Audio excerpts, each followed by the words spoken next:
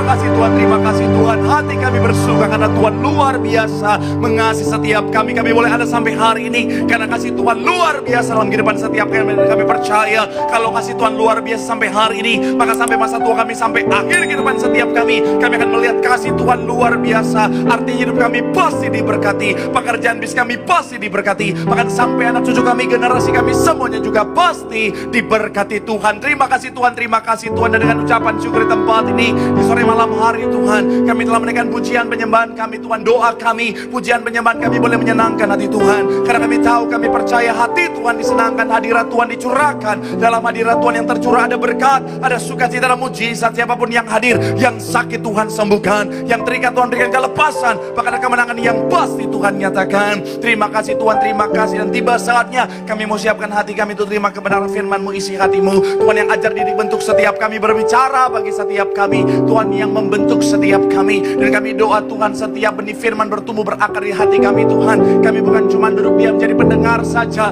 tapi kami boleh bangkit jadi pelaku-pelaku firman Tuhan. Hamba-Mu yang kepercayaan untuk menyampaikan firman Bapa, kami bersatu hati berdoa, urapan-Mu turun atas hamba-Mu, Roh Kudus-Mu berotoritas penuh atas hamba-Mu. Biar kiranya Tuhan apapun yang disampaikan bukan berasal dari hamba-Mu yang terbatas ini, tapi semuanya datangnya dari isi hati Tuhan. Karena kami percaya ketika yang disampaikan adalah isi hati Tuhan, pasti ada kuasa, pasti akan memberkati jemaat Tuhan. Ini anak-anak-Mu Bapa, berkatilah dengan sempurna. Segala kemuliaan hanya buat Tuhan. Mari yang siap diberkati dengan sukacita, dengan iman, dengan bangga, sama-sama kita katakan amin. Tepuk tangan yang paling meriah buat Tuhan. Silakan duduk saudara. Terima kasih buat setiap rekan-rekan yang sudah melayani luar biasa. Dan dari mimbar ini saya mau sampaikan salam damai sejahtera. Shalom.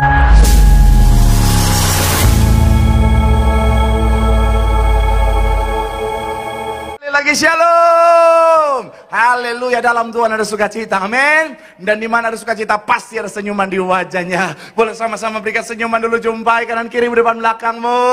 Haleluya. Lihat kanan kiri depan belakangmu, katakan mari bersukacita dalam Tuhan. Haleluya, haleluya. Ini baru namanya wajah-wajah Kristen garis keras, saudara. Oh, haleluya. Bahkan kalau dibelah dadanya saya lihat, saya percaya ada tulisan Tiberias di dalam. Haleluya. Saya kalau di belah dada ini Tiberias. Sebelah sini Ibu Darniati Pariazi. Di belakang Gading Nias. Haleluya, praise the Lord.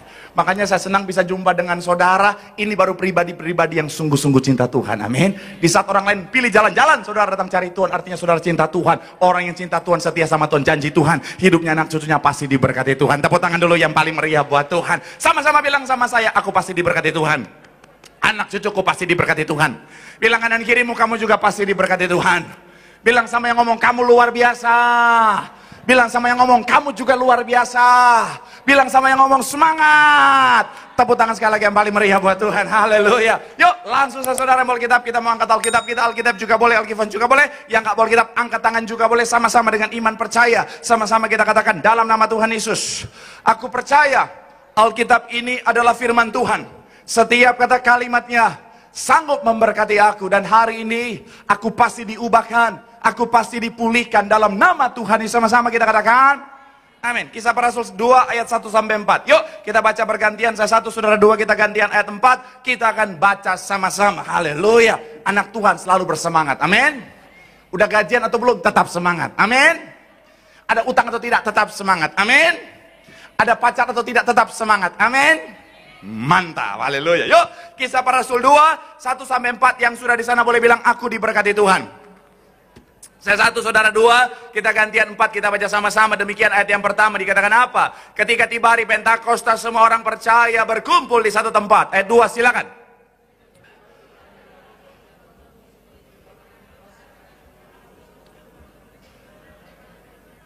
Ayat yang ketiga dikatakan apa? Dan tampaklah kepada mereka lidah-lidah seperti nyala api yang bertebaran dan hingga pada mereka masing-masing. Ayat 4 sama-sama kita baca 3. Ya, maka penuhlah mereka dengan Roh Kudus. Lalu apa?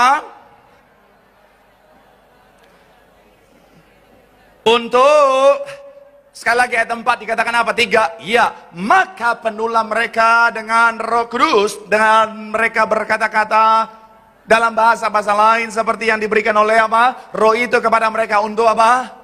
Sama-sama bilang, sama saya dipenuhi Roh Kudus.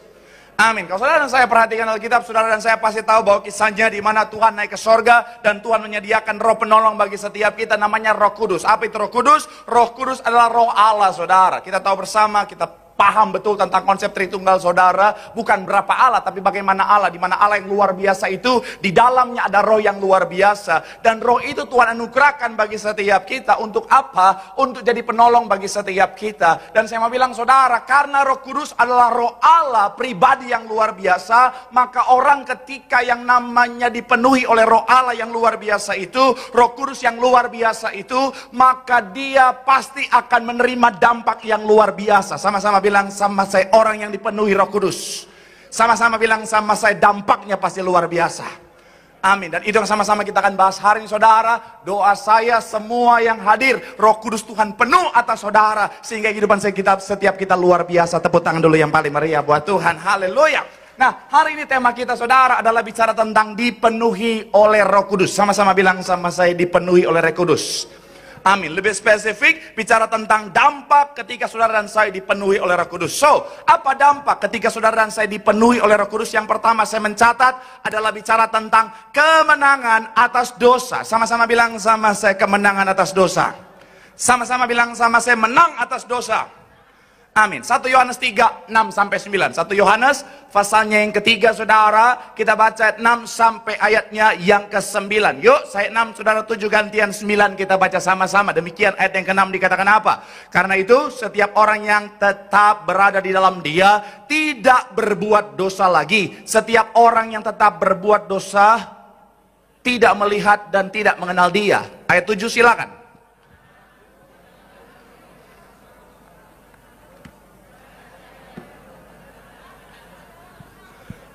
Ayat yang ke-8 dikatakan apa? Barang siapa yang tetap berbuat dosa berasal dari iblis, sebab iblis berbuat dosa dari mulanya. Untuk inilah anak Allah menyatakan dirinya, yaitu supaya ia membinasakan perbuatan-perbuatan iblis. Ayat 9 sama-sama, 3, ya. Setiap orang yang lahir dari Allah tidak berbuat dosa lagi, sebab benih ilahi tetap ada di dalam dia, dan dia tidak dapat berbuat dosa karena apa? Sama-sama bilang sama saya, benih ilahi. Sama-sama bilang sama saya, roh Allah membuat saya menang atas dosa. Amin. Saya mencatat di sini, saudara, orang yang dipenuhi oleh Roh Kudus akan hidup menurut Roh. Hidup menurut Roh tidak akan membuat, akhirnya apa? Membuat seseorang itu tidak akan jatuh di dalam dosa. Kenapa? Karena Roh menuntun pada kebenaran. Kenapa? Karena Roh Allah adalah Roh kebenaran. Dan saya mau bilang, saudara, kenapa ada orang bisa jatuh dalam dosa? Karena dia membiarkan dirinya dikuasai oleh kedagingan. Sekali lagi, saudara, orang yang jatuh dalam dosa karena dia membiarkan dirinya dikuasai oleh kedagingan, saudara. Dan saya mau bilang, saudara, kedagingan akan menuntun kita pada dosa. Coba kita buka Galatia 5 ayat 16-17. Kita lihat Galatia 5 16 sampai ayatnya yang ke-17. Yuk sama-sama, Galatia 5, yang sudah di sana boleh bilang aku diberkati. 3, ya, maksudku ialah hiduplah oleh Roh, maka kamu tidak akan apa? Menuruti keinginan daging. Ayat 17. Sebab keinginan daging berlawanan dengan keinginan roh, dan keinginan roh berlawanan dengan, karena keduanya bertentangan, sehingga kamu setiap kali tidak kamu kehendaki. Loncat ayat 19 sampai 21 dikatakan apa? 19 sampai 21. 3, ya, perbuatan daging telah nyata, yaitu apa? Pencemaran hawa nafsu, penyembahan berhala, sihir, perseteruan, perselisihan, iri hati, amarah, perceraian, roh pemecah, kedengkian, kemabukan, pesta pora, dan terhadap semuanya itu kuperingatkan kamu seperti yang telah apa? Bahwa barang siapa melakukan hal-hal demikian, ia tidak apa? Keras sekali, saudara, ayatnya, saudara. Jadi sekali lagi, bicara tentang ketika roh menguasai kita, maka kita akan hidup dalam kebenaran. Tapi kalau diri kita dikuasai oleh kedagingan, kedagingan seperti tadi kita baca, saudara, akan menuntun kita pada segala macam yang negatif, akan menuntun kita pada segala macam kehancuran. Kenapa? Karena kedagingan itu tadi sekali lagi, saudara, itu bertentangan dengan keinginan roh. Dan kenapa? Kalau saudara mungkin tanya sama saya, Pak Pendeta, kok bisa kedagingan menuntun kita pada hal-hal yang bisa membuat kita akhirnya tidak menikmati keselamatan yang sudah Tuhan sediakan? Karena kedagingan kita akan stay di dunia ini, saudara. Tapi yang akan naik ke sorga adalah roh kita. Makanya kedagingan akan membuat kita untuk tetap binasa bersama dengan dunia ini, saudara. Jadi pastikan jangan biarkan kedagingan yang menguasai kita, saudara. Saya mau bilang saudara sekali lagi, kalau kita biarkan kedagingan menguasai kita, maka kedagingan akan membuat kita selalu jatuh, dan jatuh lagi. Amin. Pak, saya mau Pak. Tapi masalahnya Pak, ya gimana Pak? Sampai hari ini Pak, saya selalu bikin dosa terus. Saya mau bilang saudara, salah satu alasan saudara dan saya selalu dikuasai kedagingan, karena selama ini kita selalu kasih makan kedagingan kita. Shalom. Manusia terdiri dari daging dan roh. Kalau jiwa masuk kepada kedagingan, saudara, makanya ada orang bisa gangguan jiwa. Betul. Saya akan pelajari kenapa ya. Oh, itu tuh jiwa tuh di tengah-tengah, tapi lebih kepada kedagingannya, saudara. Tetapi manusia terdiri dari daging dan roh. Dan saya mau bilang saudara, mana yang lebih kuat akan dominan terhadap kita adalah tergantung dari mana yang kita sering kasih makan, saudara. Dan saya mau bilang saudara, kalau saudara sering kasih makan kedagingan kita, kedaginganmu akan bertambah besar, rohmu semakin mengecil, akhirnya hidupmu akan dikuasai oleh kedaginganmu. Saya mau bilang saudara, orang yang bikin dosa yang, saya harus disclaimer dulu, nggak ada dosa besar, nggak ada dosa kecil. Betul ya? Kita setuju, dosa tetaplah dosa. Tapi ada orang yang dari perspektif manusia bisa lakukan dosa yang, kalau kita lihat, wih, kok dia bisa lakukan dosa sebesar itu dari perspektif manusia. Sampai iblis saja lihat dia, bosku. Karena iblis saja mikir 2 kali bikin dosa begitu, saudara. Karena seringkali dia kasih makan dosanya dari yang kecil, kedagingannya dari yang kecil, dia terus kasih makan, sampai akhirnya bikin dosa besar. Orang yang curi, saya percaya berawal dari curi kecil-kecil dulu, saudara. Betul nggak? Setuju nggak? Orang yang curi besar, itu biasanya berawal dari curi tipis-tipis dulu. Bahasanya tipis-tipis. Ya, nggak mungkin langsung besar. Kalau langsung besar, langsung keringet gini. Langsung ketahuan, ya kan? Tapi biasa dari kecil-kecil dulu. Lama-kelamaan naik tuh levelnya. Ibarat kalau orang minum kopi, saudara. Awalnya minum kopi kok udah melek. Tapi kalau udah kelamaan, Americano 12 shot masih. Saya mau bilang, ini hanya para pencinta kopi yang ngerti ini, saudara. Iya kan? Orang kalau di perusahaan misalnya, saudara, dia curi uang perusahaan misalnya. Itu biasanya mulai dari kecil-kecil dulu, saudara. Mulai dulu 100, bos nggak tahu kok. Lama-lama baru gede. Ya tahu lah. Bukan karena saya pelakunya. Tolong pertanyaan jangan menjebak ya. Saya tunggu depan pengkolan habis ini ya. Kan saya pendeta. Tugas pendeta adalah konseling jemaat. Jadi saya ngerti. Tidak semudah itu menjebak saya, Ferguson. Saya mau bilang, iya dong, kan saya belajar. Kan belajar tuh 2 sisi, saudara. Bisa belajar dari yang baik, bisa belajar dari yang buruk. Oh, ada orang ya, dia kenapa bisa curi sebanyak itu? Karena ternyata dari kecil, akhirnya makin gede. Nah, ada orang selingkuh. Saudara pikir selingkuh langsung mohon maaf, langsung diranjang? Enggak. Konseling. Kalau hari Minggu biasa anak-anak yang cerewet. Ini kok ibu-ibu yang ikutan, right? Pengerja, lakban 2. Saya mau bilang ya, iya, ada yang saya lain, saudara, mulai dari yang kecil-kecil dulu. Bapak-bapak ada yang selingkuh, emang langsung mohon maaf, langsung ke kamar? Enggak.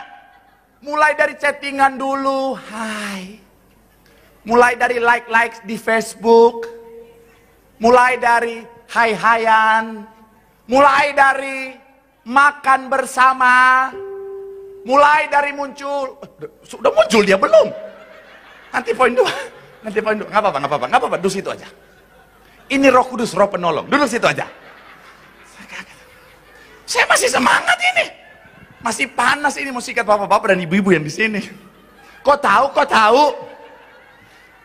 Saya mau bilang ya, iya kan? Tolong dong kalau ketawa tuh sinkron gitu sama-sama. Saya mau bilang ya, iya kan? Nggak langsung kan, betul? Betul ibu-ibu? Mulai dari like Facebook. Makanya Pak, kalau istrimu marah kau like foto wanita di Facebook, di Instagram, di TikTok, bukan karena dia nggak percaya, Tapi dia tahu itu awal dari dosa. Betul ibu-ibu? Saya mau bilang ya, dosa tuh nggak langsung, mohon maaf, perselingkuhan nggak langsung di ruangan itu. Berawal dulu dari like dan lain sebagainya. Nah, wanita juga sama. Wanita yang jatuh, beda. Kalau laki-laki aja betul, kalau wanita beda. Wanita juga bisa berawal dari apa? Curhat-curhatan. Hei para wanita, shalom para wanita, jangan curhat sembarangan. Banyak wanita jatuh dalam dosa perselingkuhan karena curhat sembarangan. Ada masalah mulai curhat-curhat di Facebook, cari-cari perhatian. Kok hidup aku tuh gini banget ya, suamiku tuh gini banget. Sabar, saya masih panjang ini, masih malam. Ini bukan KKR Roh Kudus ya, ini doa semalaman. Saya akan lanjut sampai sesi jam 6 pagi di sini. Ketawanya nagih gitu. Saya mau bilang ya, sampai di mana khotbah saya tadi? Nggak langsung. Itu berawal dari itu curhat-curhatan, Bu. Pasang-pasang status, cari-cari perhatian. Masalahmu butuh diselesaikan, bukan diperhatikan. Lagian kau pasang status di Facebook itu, saudara pikir orang mau peduli? Tidak. 9 dari 10 tidak peduli. Yang 1 senang saudara di posisi itu. Kalaupun ada yang peduli, biasanya itu orang mau cari kesempatan. Aduh Jeng, kenapa? Aduh ya ampun, kamu tuh kenapa, cerita dong sama aku. Selesai kamu cerita, Jeng pinjam duit boleh nggak Jeng? Ini ketawa-ketawanya korban atau pelaku ini? Pendeta kasih tahu aja. Ya kan? Ada orang-orang gitu. Apalagi yang buaya-buaya darat, Bu. Kamu sabar Pak. Tapi betul, buaya darat loh. Halo, kamu kenapa? Jangan kau lanjut, Bu, jangan kau lanjut. Iya, kau balas, jangan. Karena buaya darat akan mulai dengan, kalau aku jadi suami kamu, aku nggak akan mungkin begitu. Bah! Itu dalam sepak bola, itu namanya umpan lambung, Bu. Kalau kau responi, innalillahi. Jadi jangan, saya mau bilang sekali lagi saudara, hati-hati, jangan kasih makan kedaginganmu, amin.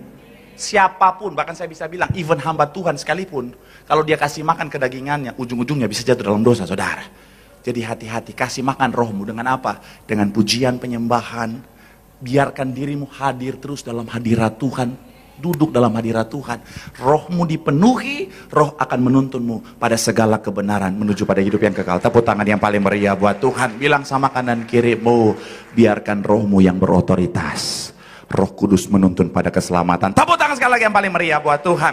Yang kedua, sekaligus yang terakhir, baru mulai. Haleluya. Yang kedua, Pak Pendeta, terus poin yang selanjutnya di mana? Nanti besok kita lanjut. Tapi kita lihat dulu, Charles Spurgeon dia bilang begini, saudara. Charles Spurgeon bilang, Roh Kudus tidak hanya menyadarkan kita akan dosa, tapi juga memberi kita kekuatan untuk melawannya. Sekali lagi, Roh Kudus tidak hanya menyadarkan kita akan dosa, tetapi juga memberi kita apa? Kekuatan untuk melawan dosa. Selanjutnya, A.W. Tozer bilang begini, seorang penulis yang luar biasa.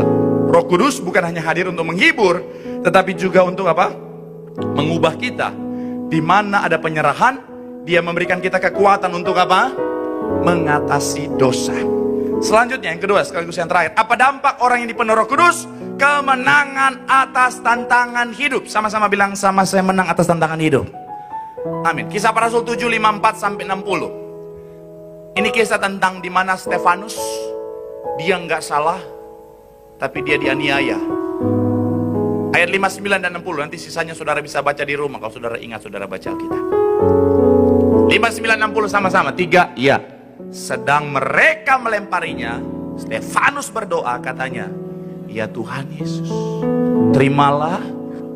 Sambil berlutut, ia berseru dengan suara nyaring, Tuhan, janganlah tangguhkan dosa itu kepada mereka. Dan dengan perkataan itu, Saya mau bilang saudara, apa yang dihadapi Stefanus itu tantangan hidup yang saya bisa bilang berat bagi banyak orang. Karena gini, kalau kita lakukan kesalahan, kemudian kita menerima hukuman, sekalipun ego kita mungkin berontak karena kita dikuasai oleh ego, hati kecil kita akan menerima itu. Kenapa? Karena hati kecil kita sadar bahwa ya memang saya salah. Ini konsekuensi dari kesalahanku. Betul ya? Tapi kalau kita nggak salah, terus kita disalahkan, sakit nggak? Oh, ibu-ibu langsung nggak mau lah. Ya iyalah. Ibu-ibu jangankan salah, jangankan nggak salah, salah aja nggak mau disalahkan. Betul bapak-bapak? Kenapa anak kecil ikutan? Mama begitu ya di rumah ya. Tapi iya kan? Wanita itu bukan wanita di sini, yang di center. Di sini mah the best. Wanita, jangankan dia salah, jangankan dia nggak salah, dia salah aja. Gimana pak? Gimana pak? Oh no. Ngelesnya jago. Kalau udah nggak bisa ngeles, dia akan putar balik. Tapi kamu sih,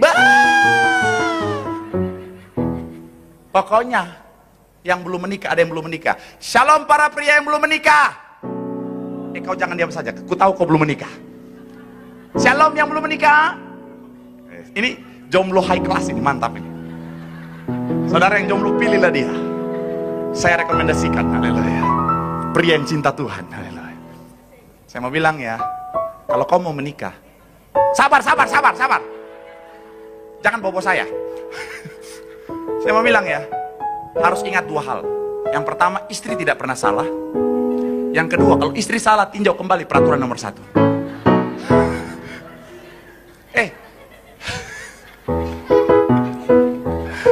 Wanita-wanita langsung bengek di sini.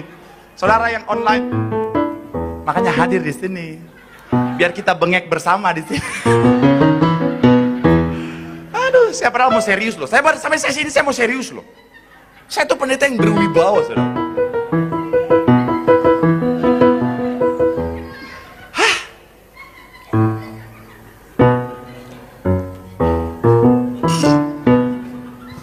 Sampai di mana? Oh ya. Kau jangan ikutan kau. Nggak selesai nyawat pak. Besok saya jam 6 harus bangun. Saya mau bilang ya, kalau kita nggak salah, terus kita disalahkan, apalagi dihukum, pasti sakit, saudara. Apalagi hukumannya nggak main-main, dilemparin orang sampai mati. Tapi hebatnya Stefanus, dia bisa menerima dan melewati dengan kemenangan. Bahkan di ending dia bilang apa? Dia minta ampun buat orang-orang yang sudah menganiaya dia. Itu kemenangan atas tantangan hidup yang luar biasa. Kenapa? Karena kuncinya kita bisa lihat sekali lagi, saudara. Di ayatnya yang ke-55. Kisah Para Rasul 7 ayat yang ke-55. Sama-sama kita baca. 3, ya. Tetapi penuh dengan apa? Roh Kudus. Roh Kudus memampukan Stefanus menghadapi tantangan hidup yang berat, termasuk memampukan saudara dan saya. Siapa sih hidupnya nggak punya masalah? Siapa sih hidupnya nggak punya tantangan? Bahkan pendeta yang ketawa-ketawa di mimbar juga bisa ada masalah. Iya dong. Iya betul. Masalah saya salah satunya saudara.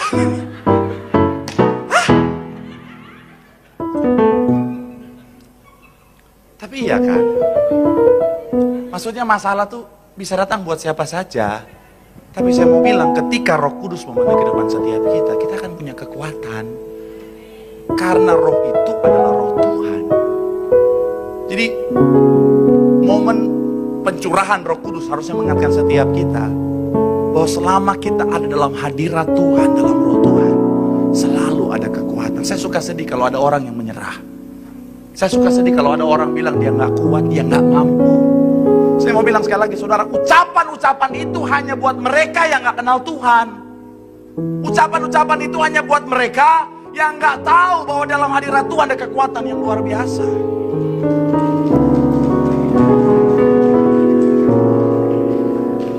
punya harapan, saya punya doa. Nggak ada lagi jemaat yang datang sama saya dan bilang, Pak, saya nggak kuat, Pak, saya nggak mampu, Pak. Saya tadi baru ngomong sama tim saya, ada banyak undangan keluar kota, keluar negeri, saudara, untuk pelayan hari Minggu. Saya bilang nggak bisa, karena setiap hari Minggu itu, saudara, 9 sesi yang gembala sedang percayakan. Buat saya setiap jemaat itu seperti keluarga, saudara. Setiap kali mereka bilang mereka mampu melewati masalah, tantangan, itu sukacita buat saya. Dan itu yang saya sangat harapkan saudara ngalamin. Dan saya mau bilang kuncinya datang dalam Tuhan. Saya dengan segala apa yang Tuhan izinkan, masalah, tantangan, persoalan, kalau saya boleh kuat sampai hari ini, karena lutut ini berlutut di hadirat Tuhan. Roh Tuhan yang memampukan saya. Yuk, datang sama Tuhan. Biarkan rohmu dipenuhi roh Tuhan. Kau akan kuat dan meraih kemenangan yang luar biasa yang Tuhan sediakan. Tepuk tangan dulu yang paling meriah buat Tuhan. Bilang sama kanan kirimu, Roh Kudus memampukan setiap kita untuk menang atas masalah, tantangan. Tepuk tangan sekali lagi yang paling meriah buat Tuhan. Yang diberkati, lambaikan tanganmu, sorak-sorai yang paling meriah.